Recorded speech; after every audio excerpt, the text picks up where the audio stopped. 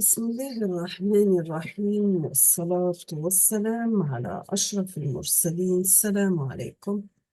Bonjour tout le monde. Aujourd'hui, on va voir ensemble un sujet d'examen avec correction sur le module traitement avancé du signal. Donc, pour Master 1, instrumentation électronique système embarqué, d'ici l'année 2020. On va commencer par l'exercice numéro 1. Pardon. Donc, soit un système linéaire invariant dans le temps défini par sa réponse impulsionnelle h de n. Donc, vous avez pour x de n égale u de n et h de n égale a d'ordre n u de n, sachant que a est compris entre 0 et 1. Donc, x de n, c'est l'entrée du système, h de n, sa réponse impulsionnelle, y de n, c'est la sortie. On vous demande de calculer y de z. Deuxième question, quels sont les pôles, les zéros et la région de convergence? Et la dernière question, on vous demande de trouver y de n. On passe l'exercice numéro 2. On veut réaliser un filtre R et I. On prend le filtre de Butterworth avec les spécifications suivantes. Nous avons une atténuation dans la bande passante de 1 décibel à oméga égale à oméga p égale à 0,2 pi. Une deuxième atténuation dans la bande d'arrêt, cette fois-ci de 15 décibels à oméga égale oméga s égale 0,3 pi. La première question, on vous demande de déterminer n et oméga c en utilisant la méthode de l'invariance impulsionnelle. Deuxièmement, représenter et déterminer les pôles SK, sachant que K varie de 1 jusqu'à n-1 sur le plan complexe. Troisième question, à partir de HA de S, qui est égal à la somme de AK sur S moins SK, pour K varie de 1 jusqu'à grand N, montrez que H de Z égale la somme pour K varie de 1 jusqu'à grand N de AK sur 1 moins exponentielle ST, Z moins 1. Et si on prend le cas du filtre de Chebyshev, on vous demande de calculer les paramètres de ce filtre. On passe l'exercice numéro 3. On veut réaliser un filtre passe-bas RIF à phase linéaire. On utilise la fenêtre rectangulaire. Les paramètres de ce filtre sont grand N égale à 4 et oméga C égale à 0,3 pi. La première question, on vous demande de calculer la réponse impulsionnelle h de n. Et deuxièmement, pour une séquence d'entrée x de n qui est égale à 2, 4, 6, 4, 2, on vous demande de calculer la séquence de sortie y de n. Et on termine avec la dernière question. Quel est l'inconvénient majeur du filtre RIF, pardon?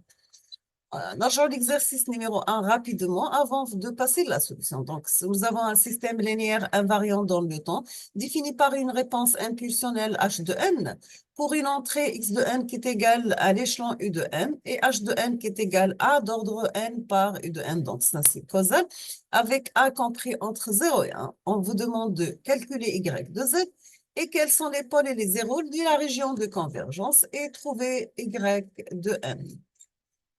Donc,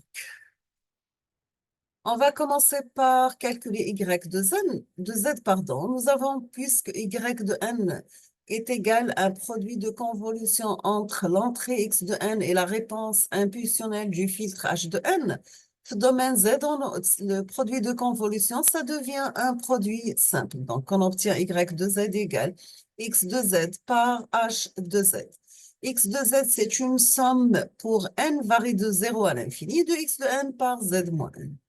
Donc, on va remplacer x de n par sa valeur, donc qui est égale à 1. Donc, c'est la somme de 0 à l'infini de z moins n, qui est égale à 1 sur 1 moins z moins 1. Sachant toujours que z en module doit être supérieur à 1. Pour h de z qui est égal à la somme de n varie de 0 à l'infini de h de n z moins n, donc c'est la somme de 0 à l'infini de a d'ordre nz moins n. Donc après simplification, on obtient 1 sur 1 moins az moins 1. Toujours avec z dont valeur absolue doit être supérieure à a. À la valeur absolue de a, bien sûr. Et nous avons comme condition, on fait l'exercice, que a doit être compris entre 0 et 1.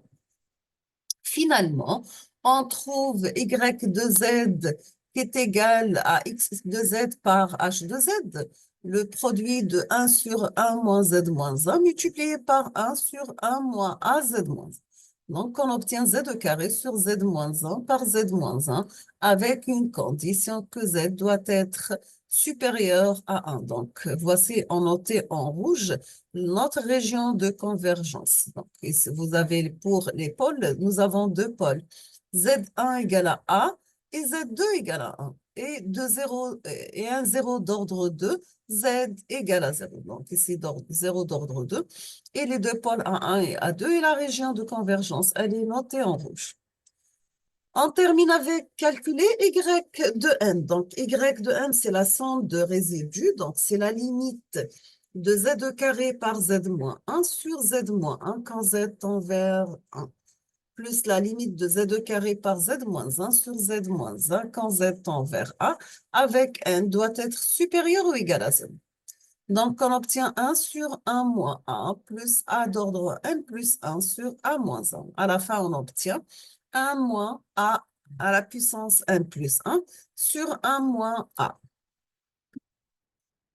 On passe l'exercice numéro 2. On revient les questions rapidement.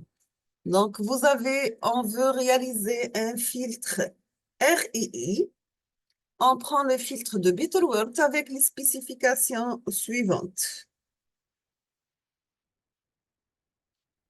Une atténuation dans la bande passante de 1 décibel à oméga égale à oméga passante égale à 0,2 pi. Une atténuation dans la bande d'arrêt de 15 décibels à oméga égale à oméga S égale à 0,3 pi. On vous demande de déterminer grand N et oméga C en utilisant la méthode de l'invariance impulsionnelle. Représenter et déterminer les pôles SK pour K varie de 1 jusqu'à N-1 sur le plan complexe. Et à partir de HA de S, nous avons qui est égal à la somme de AK sur S moins SK, montrer que H de Z égale la somme de AK sur 1 moins exponentielle SKT Z moins 1. Si on prend le cas du filtre de Chebyshev, calculer les paramètres de ce filtre. Donc, pour calculer grand N et oméga C, nous avons 1 plus 0,2 pi sur oméga C, le tout d'ordre 2n égale à 10 à la puissance 0,1, et 1 plus 0,3 pi sur oméga C, le tout à la puissance 2n égale à 1, 10 à la puissance 1,5. Pour avoir le n, donc c'est 1 demi-log décimal de 10 à la puissance 1,5 moins 1, divisé par 10 d'ordre 0,1 moins 1, divisé par log 0,3 pi divisé par 0,2 pi. Donc, on obtient à peu près 5,8858 et on va prendre par approximation grand N égale à 6. Donc, pour oméga C qui est égal à 0,3 pi par 10 à la puissance 0,1 moins 1, le tout d'ordre moins 1 sur 2n, donc est égal à 0,7032. Pour le calcul de SK, pour K varie de 1 jusqu'à N-1. Donc, vous avez plan C, oméga C qui est égal à 0,76622. Nous avons la partie réelle, la partie imaginaire, et nous avons ici un angle de pi sur 6. On obtient S de K plus 1 qui est égal à moins oméga C sinus de K plus 1 sur 2 pi plus G oméga C cosinus de K plus 1 sur 2 pi. S1, 2, donc on va remplacer par N par, donc on va remplacer K par 1 et 2, on obtient la valeur suivante. Pour 3 et 4, on obtient cette valeur, et pour 5, 6, on obtient la dernière valeur. À la fin, on aura S1, 2 égale moins 0,6792 plus ou moins G, 1820. Pour S3, 4, on obtient après application numérique qui est égale 0, moins 0,4972 plus ou moins G, 4972. Pour S5, 6, donc est égal à moins 0,1820 plus ou moins G, 0,6792. La démonstration de H de Z qui est égale à la somme de AK sur 1 moins exponentielle SKT Z-1 pour K varie de 1 jusqu'à grand N. La transformée de la place inverse de HA de S dans la réponse impulsionnelle analogique suivante. HA de T qui est égal à la somme de K varie de 1 jusqu'à grand N de AK par SKT, l'échelon E de T. Maintenant, pour T égale à NT, nous avons HA NT est égal à la somme pour K varie من 1 jusqu'à grand N de AK par S d'ordre exponentiel SKNT par l'échelon U de NT. On va appliquer la transformée en Z pour arriver à H2Z égale la somme de AK sur 1 moins exponentielle SKT Z moins 1, sachant que K varie de 1 jusqu'à grand N. Maintenant, pour le calcul des paramètres de filtre de Chebyshev, donc nous avons 20 log décimal de HAG oméga doit être supérieur ou égal à moins 1 et 20 log décimal de HAG oméga inférieur ou égal à moins 15. Dans ce cas, on obtient les équations suivantes avec cosinus hyperbolique. Après simplification, on aura que la valeur de oméga C égale à 0,2 pi, donc qui est égal à 0,6283. On termine avec l'exercice numéro 3. Nous avons grand N égal à 4 et oméga C égale à 0,3 pi. Le calcul de H de N, nous avons H de N, c'est 1 sur 2 pi l'intégrale entre moins oméga C de exponentielle J oméga N moins alpha d oméga. On obtient sinus oméga C par N moins alpha sur pi moins N moins alpha. Sachant que alpha égale à N moins 1 sur 2, donc est égal à 1,5. Pour le H de N qui est égal à HD par oméga N, on obtient H de N égale la forme suivante. Et on va remplacer N de 0 jusqu'à N moins 1. On obtient 0,2086, 0,2890, ainsi 0,2890 et 0,2070. Maintenant, pour le calcul de Y de N pour X de N égale à 2, 4, 6, 4, 2, on obtient que Y de N égale à H0 X de N plus H1 X de N moins 1 plus H2 X de N moins 2 plus H3 X de N moins 3.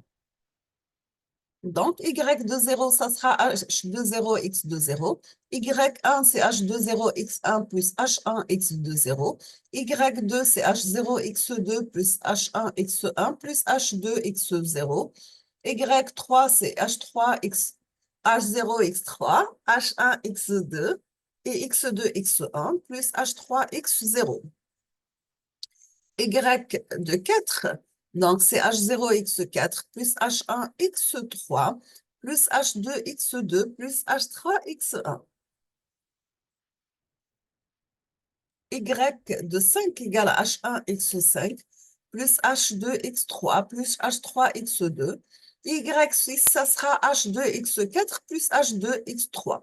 Et on termine avec Y de 7, ça sera H de 3, X de 4.